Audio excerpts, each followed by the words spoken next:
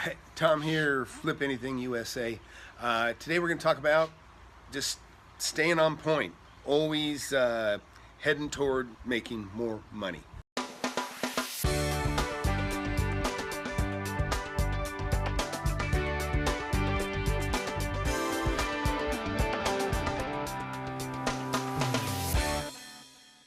What I'm going to talk about today is kind of like keeping your eye on the ball.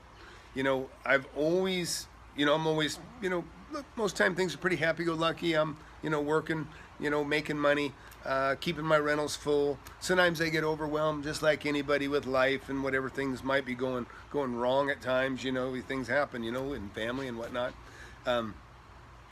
or whatever happens to be, an issue that upsets you. It could be other friends having problems that upset you. Who knows?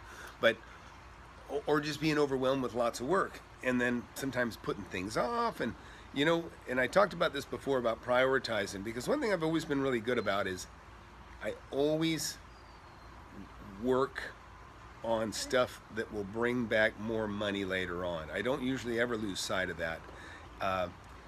Fortunately for me, like some people, they get a lot of enjoyment out of buying like a fancy car, or maybe even really spending a lot of money on clothes. That's never been really appealing to me. I always look at it as, gee, if I'm gonna spend 60 grand on a car, I could just go buy, that's a down payment.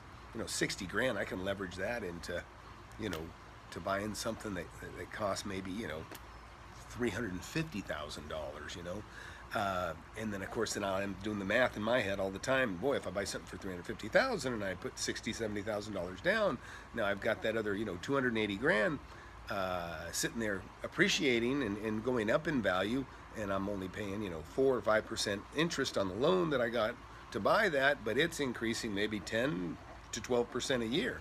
So now I'm picking up 6-8% on $280,000 of my equity that's continuing to grow. So it's in general, probably the nicest car I've ever had. I had well, I've had a couple of nice ones. I have a Carrera, but even when I bought that, it was a Steel. It had a blown engine, and I got the engine fixed, and I think it'd do 140 miles an hour before I back off. It would go even faster. But I've had Mercedes. God, I've got a really good deal on a 500 SL, I think is what it was. The thing cost $108,000 new. I bought it used in 2008 when everything took a dive, when they bailed out the banks and the banks froze. And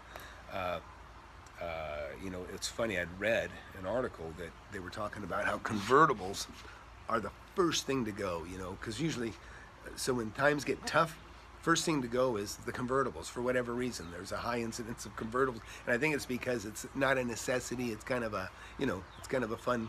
I call it even myself. I did. So anyhow, I found one. I bought one for $33,000, had 20,000 miles on it, and it wasn't very old. And so I thought, well, hell, I can turn this thing and make, another 20, 30 grand on it anyways. That's if I sold it for 50, 55. So I bought that, and you know what? I have 4 kids, and I have twin boys that are my youngest, and I take them everywhere with me.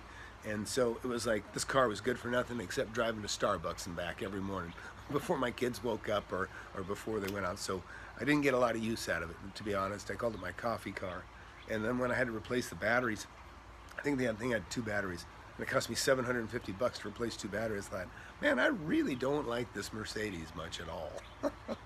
And then actually, all the more kind of, European cars are a little bit more expensive to maintain. That's just how it is. But kind of getting off track here, but kind of and kind of not. In other words, I try not to waste money.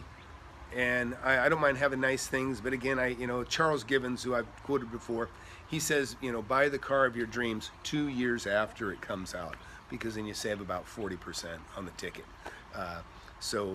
He had a book called Wealth Without Risk.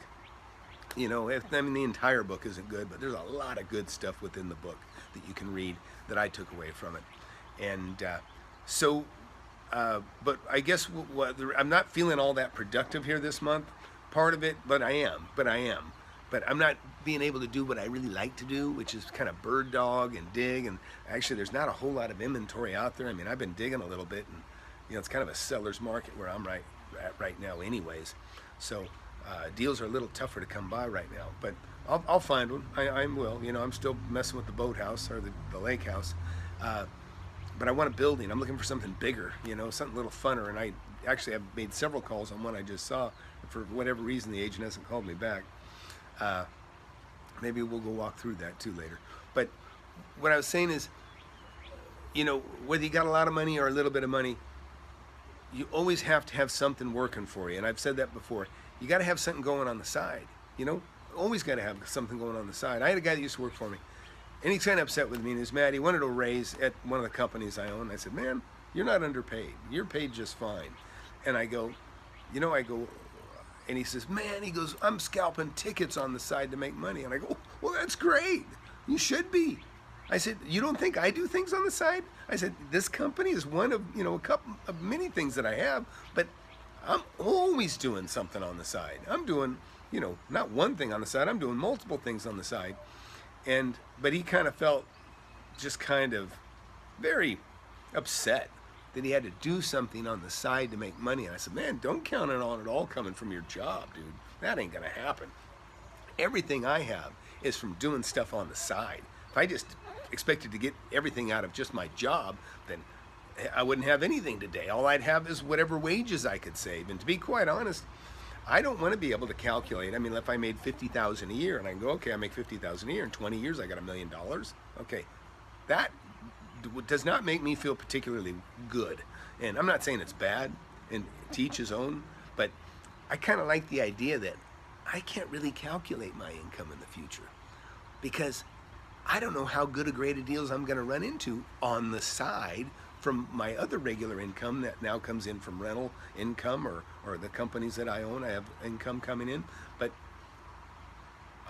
I don't want to know exactly. I mean, I guess it'd be secure, but I'm secure enough already, I guess. But even when I was younger, it's like, yeah, I don't want to know what I'm going to make. I don't want to be able to figure out exactly what I'm going to have. So, I mean, that's the fun. The fun is in not knowing.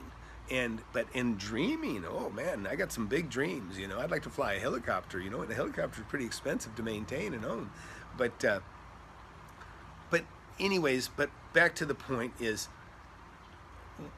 always, no matter, you get down, you get depressed, things happen, people die, there's things that really bring you down. I know that. But you still have to do what you got to do. You still have, I mean, if you want to get ahead, you still have to make good decisions. And I remember being through some tough times, and I'm not even talking about emotional, just even financial and stuff, but I still always put some money to the side. I bought properties that were kind of killing me at the time. I was supporting them, but I knew they were going to be worth a lot more. And I'm not saying I was speculating on them, that they were just very good properties I wanted to hold on to. And I suffered. I mean, I didn't have a lot of extra money to go out, trips, or, entertain the girls when I was single, quite as much as I'd like to at times, because I was so broke. But I kept myself broke because I was investing, and it pays off later on. I remember going through this one ordeal for a few years, but I still, man, I just kept buying and kept, investing smart, and looked, and even though it was kind of a rough time that I was going through, I stayed on track, and then, a couple years later, then, things, all the clouds have cleared, but man, and then all of a sudden I'm looking down and I got properties with over $1 million equity in them. And it's because I did what I needed to do at the time, and so you hear me say it before. Look, interest never sleeps. Well, neither does rents. Rents never sleep. If you go to sleep, you're still paying rent that day, right? Well, if you're in this position where you're accumulating properties, rents never sleep, meaning you're going to keep collecting them. There's nothing better than going, gee, I didn't do anything. I'm on vacation, and I can still calculate with a spreadsheet how much money I made that day. Not that I count my money all the time, but sometimes the bank wants to know, what you got. That's the other thing you'll see as your portfolio and your empire grows. The banks always like to know that you have things leased. they'll let you know when you're, hey, you've got some leases that have expired. Did you notice that? You know, it's like, oh, sometimes they're reminding me, or sometimes I've renewed them, but I just hadn't shown it in the record that they're seeing, so I go back and update it. But yeah, banks like to, they feel comfortable. They feel a lot more secure when they see you've got you know, leases that go into the future quite a ways, because it makes them feel warm and fuzzy about you. So, but I guess the main thing I wanted to say today is just, you know, you want to you know, up or down, save money. Up or down, invest. Up or down, bird dog. Up or down, you know, always look around, because you can be starting having so much fun that you kind of start forgetting about taking care of the future, and also you can get depressed, and you know, then you don't start thinking about the future, you know. And so what I'm saying is just develop some very, very you know, just ingrained habits that lead to making money, meaning don't waste, save, buy wisely.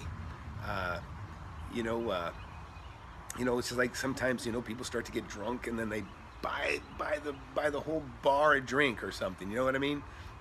Not good, not good.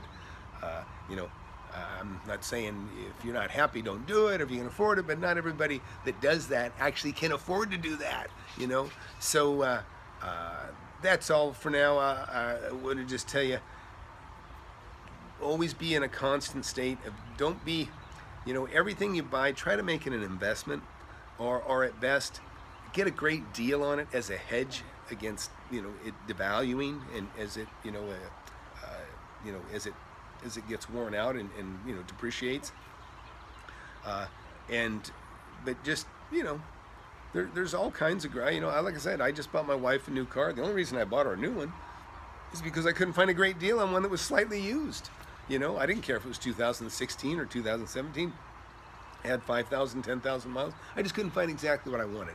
And but I still got a great deal, and I kind of went through that. If you hadn't seen that, I got a video I did a few videos back explaining about how to get the best deal you can on a car, especially from a car lot. So I guess I'll leave it at this right now, and I've got some other videos planned in the near future here. We're going to talk about some things, still getting the studio put together.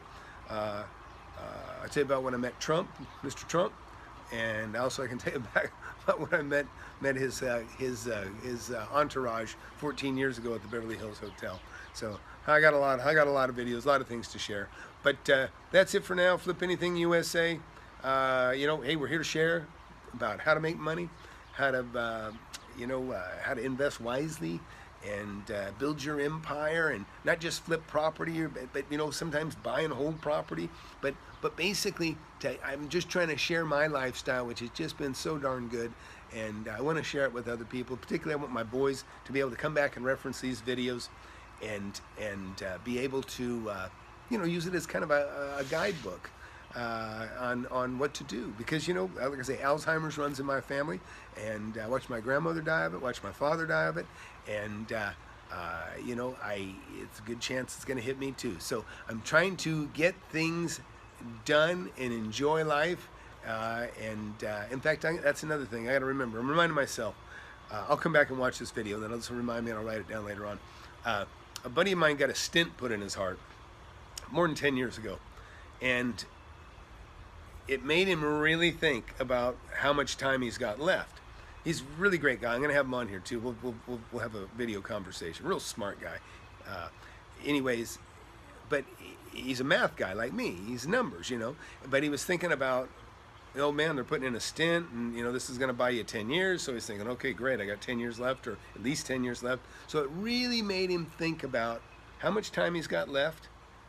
And then when you do that, when you think about how much time you got left, you really think about how you want to not waste it, you know, how you want to really get the most out of it, and you want to say the things to the people that you love, you know, you don't want to have any regrets when you die. And so anyhow, that'll be a video by itself. But anyhow, hey, Flip Anything, we're here to share our how to make money, and I love it when you guys write in and share what you're doing. I always try to help you if I can, but that's it for now. Please subscribe, share, and like. Thanks.